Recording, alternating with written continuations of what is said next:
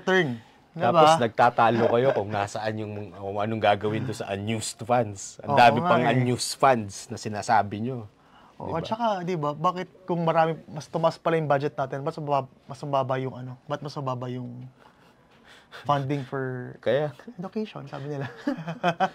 pero from 70 billion to 16 trillion in just a span of 1 month. So, ibig sabihin talagang matinding Utang.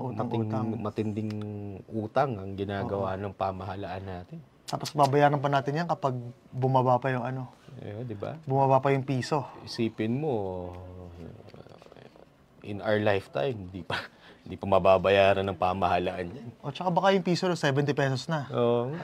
Per dollar. Oo. Eh di mas mataas yan. Lalo na kung mag 1:1. Patay tayo dun. Diba?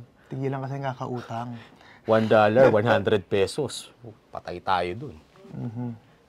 Ayan, anong sabi pa rito? Ito, peso depreciation, impact on debt, burden and strategies for stabilization. So, yung dependence on foreign loans, ano yung implications of rising foreign debt and government plans to reduce it para sa'yo?